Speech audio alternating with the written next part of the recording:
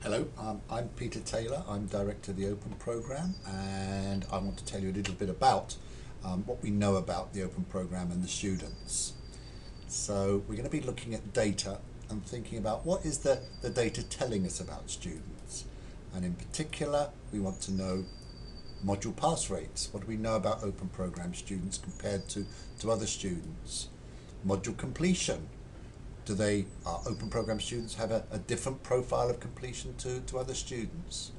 Degree classification, the time taken for Open Programme students to complete, their employability, and finally, student satisfaction. But before we can do all of this, we need to think about who the Open Programme students are. So first of all, which of the faculties that are most popular?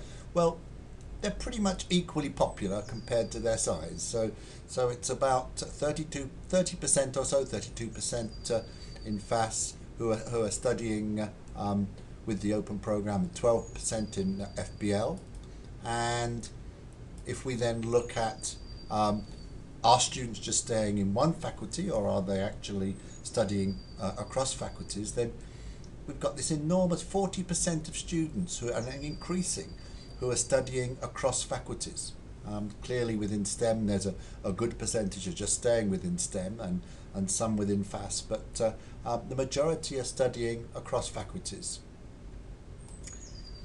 And other things we know about the students, so their demographics. So we have in the Open Programme a good number of students with disabilities, probably twice as much as elsewhere within the university.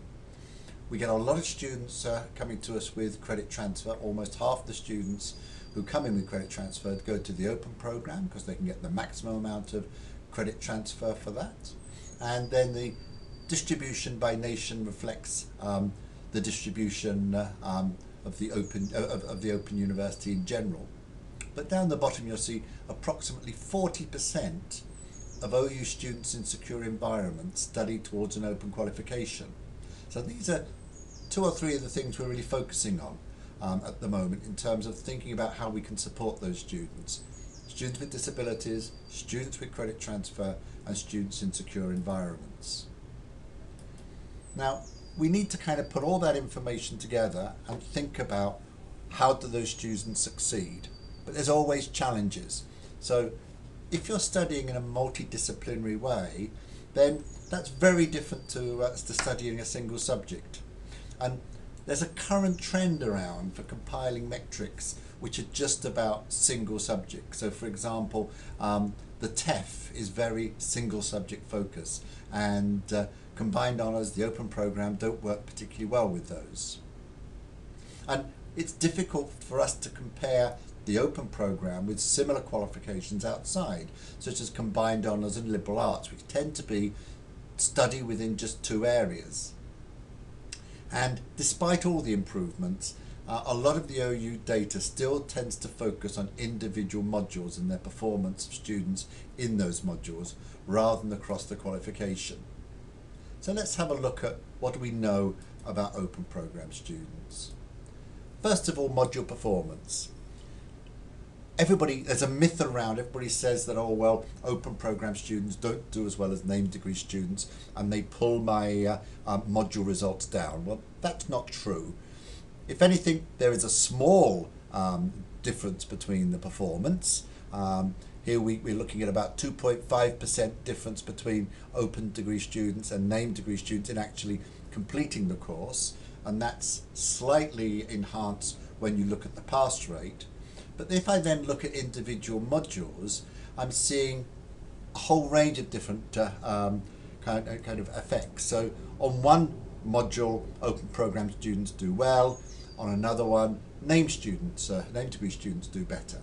And it even changes depending upon the actual presentation. So here, that circled A105 has different behaviour depending upon the presentation in terms of whether Open Programme students do as well as named degree students. Now let's look at degree classification. What I've done here is I've looked at the percentages of first class honours for a whole range of different subjects, and it varies quite widely across the university. The one on the very right hand side is maths and statistics, and the average based on student numbers is about 17%, and for the open degree the average of first class honours is 16.8%. So we do have an overall average of the university. In terms of time to complete, there's a difference between named degrees and open programme students in that we have roughly the same median, but there's a few more students who on the open programme who finish early, probably because they've got credit transfer, and at the other end there are students who are taking longer to get a degree, probably because they're more leisure learners who are interested in the open programme for the choice and variety it provides. In terms of student satisfaction, well, it's a bit like student completion.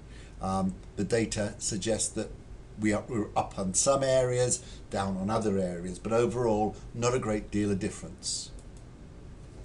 And if you look at the individual data from the SEAM student experience on a module survey, then again we're seeing sometimes we're up, sometimes we're down, but overall not a particular trend. In terms of employability, looking at the open degree compared to named degrees, then not a great deal of difference. Perhaps more students at work within the open degree, but perhaps from the lower set of figures, maybe open programme students don't earn quite as much, and maybe that reflects the number of retired students studying in the open programme. So that's our quick review of the data. If you've got an opportunity, why don't you go to the forum to have a chat about what this data means.